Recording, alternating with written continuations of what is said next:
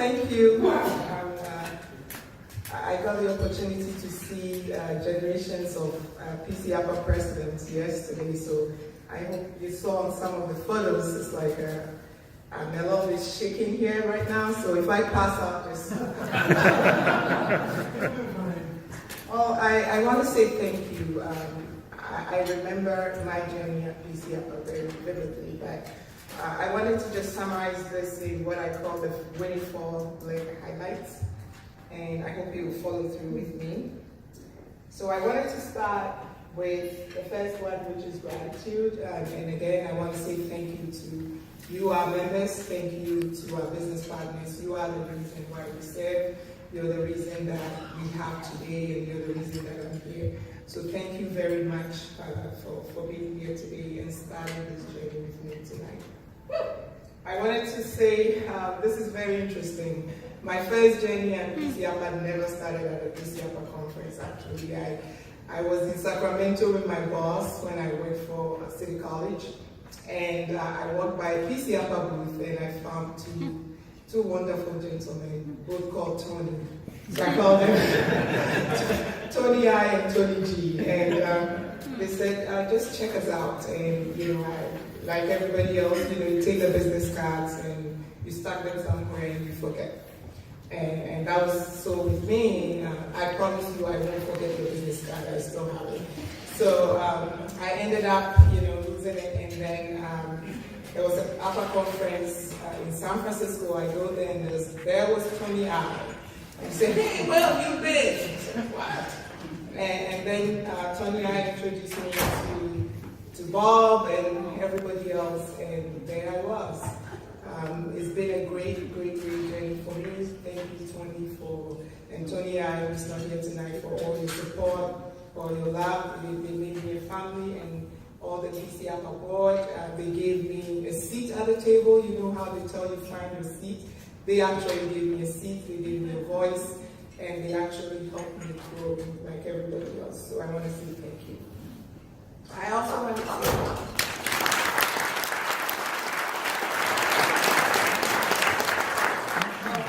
since we're all looking at key performance measures, I thought I would just take a quick look back when I started Pcappa. This is my family.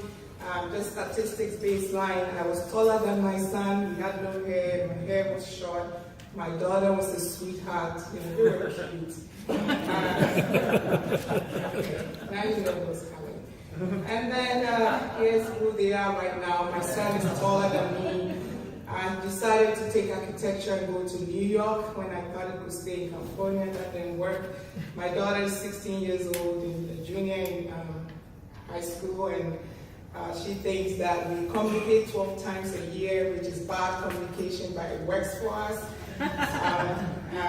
It's all part of the growing support, and I'm so grateful. My husband is not here today because he's got to go to New York because my son had no clue that when you fly to New York to go to college, it's a challenge.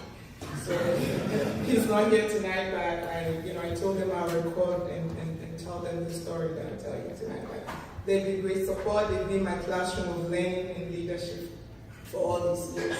I'm very grateful.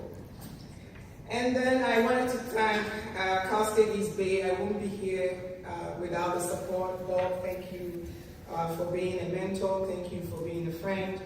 My boss wanted to be here, but she had some conflicts she couldn't. But great, I've been with Cal State since April, and it's all been love. Where's Anne? Where's Alvaro? Thank you guys for being there for me every day. I really appreciate all that love and support.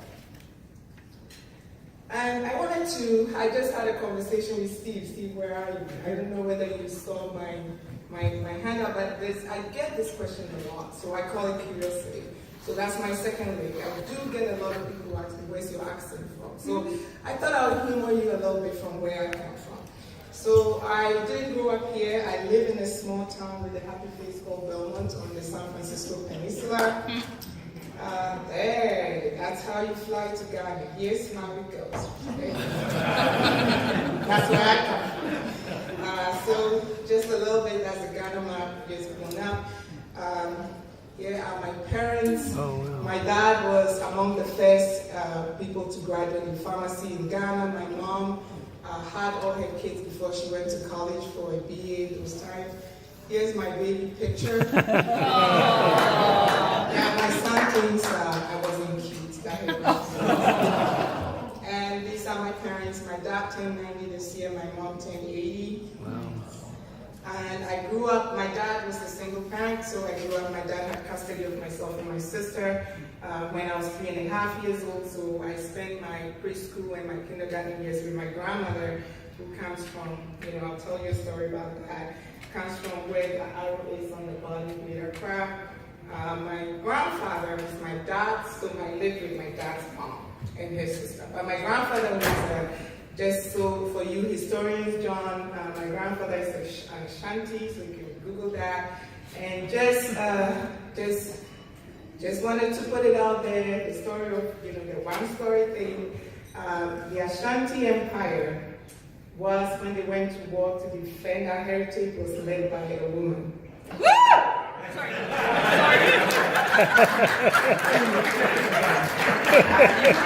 can always Google that, the golden stool, led by a woman called Yasa. That's where my grandmother comes from. And my grandmother comes from the coast and a household led by women. So if you want to know where all my wacky ideas come from, please blame those people. But I graduated from Ghana, and I had a bachelor's in civil engineering, and just want to let you know the university that I went to, my dad went to, just this week, a classmate of mine became the first woman provost of that school. So I'm proud.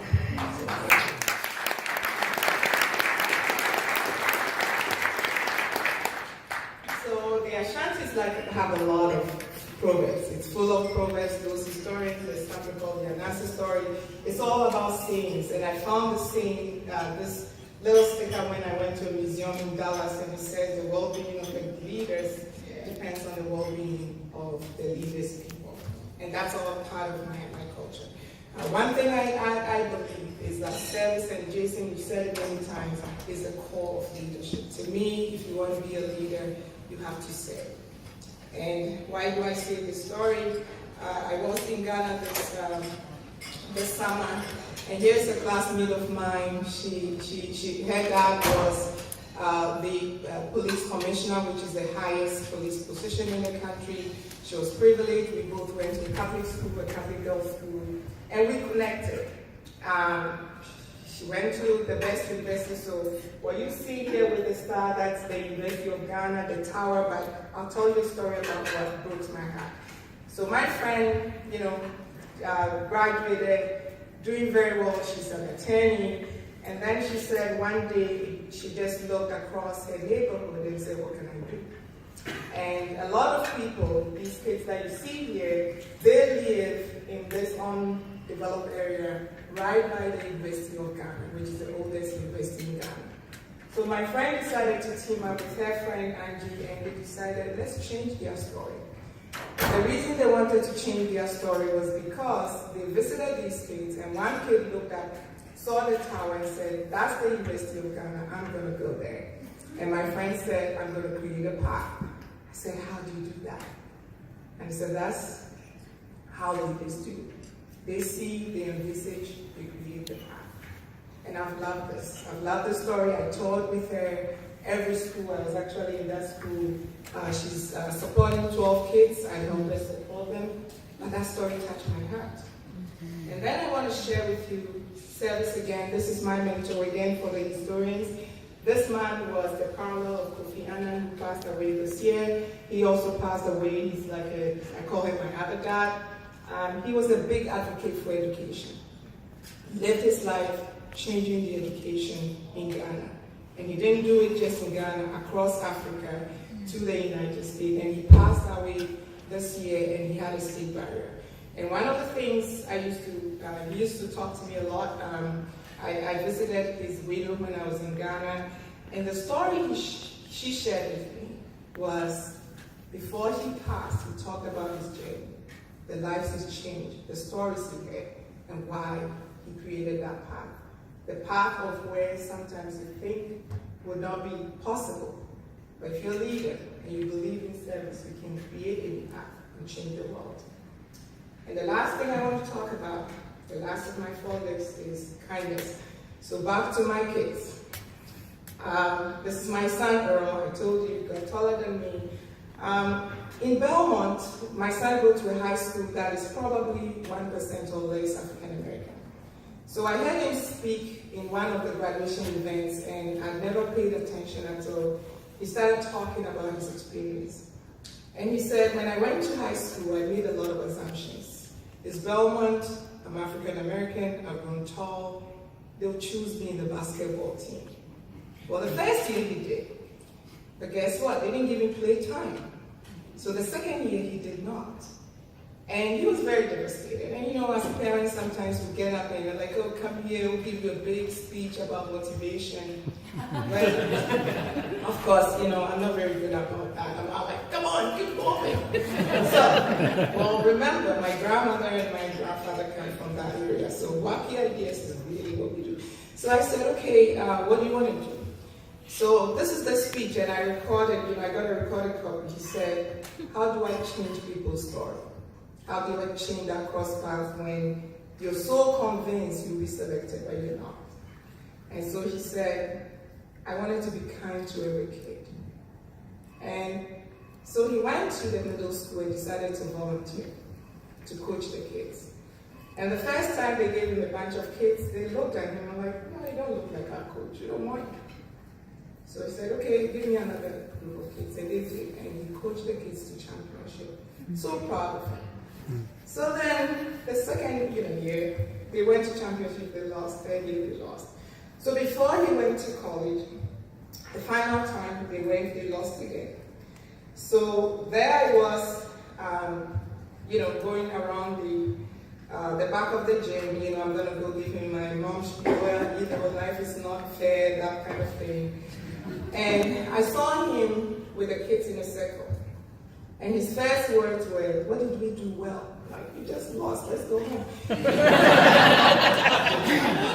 So, and the kids would go, oh, we did this, we did that, which was great.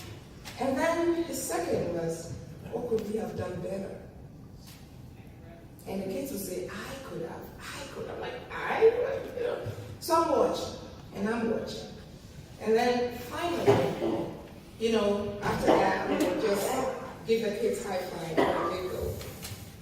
And as I'm standing there, sometimes, your mind doesn't catch up very well. I looked at him, and he's talking to every kid privately, giving them feedback. And I saw these two parents just look on and smile, and I captured that. I was like, wow, how come I didn't know that? But then, the other side of the kindness was my son's friend, Casey. Casey loves Earl. Oh my God. If I'm in a car and I say anything against Earl, Casey will come to his defense. And they've been friends since second grade. One principal told me, he said, anytime I see those two, I know the world will be better. Wow. And I felt really proud. Because I didn't know that, but I learned that. And I realized as leaders, kindness is a skill we need. And it's not kindness of being nice. It's the kindness of that feedback that sometimes we don't want to hear. But we need it because it makes us better. And the final one I want to talk about was my friends. So I had surgery just maybe a year ago. And sometimes you think, oh man, you could do it. So before my surgery, I met my friends and I'm like, hey, tell me all the trails we can walk when I want to recover, because the doctor says I should walk a lot. So we did a lot of surveys and all that until after the surgery, I did not want to walk out. And they were there, they would come in, they would feed me, they would hold my hand and drive me along. It was painful, but I did. And then my friend Veronica up here, she was up one morning. First I gave her an excuse, I can't walk because the pain is too bad. What do you need? I said, I don't like the pants. She goes home, get me new pants. I'm like, what? I don't want to walk.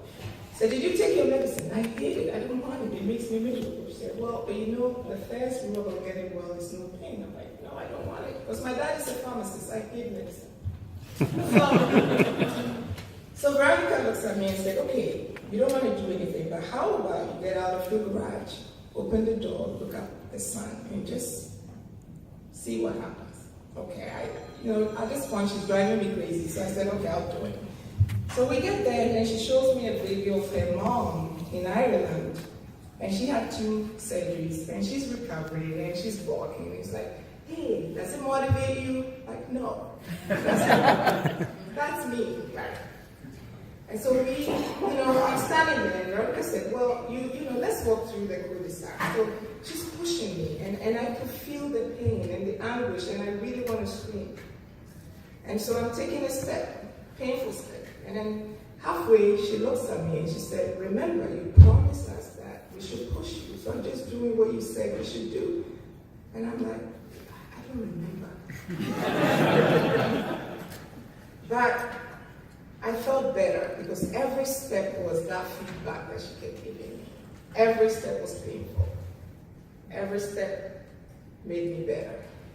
And it was a painful walk. And as I lay down and I thought about my son, and Veronica, who just challenged me to get better. And by the way, weeks after she was taking me through the truth, it was so bad, I just couldn't deal with it. But I just lived on, and I got better.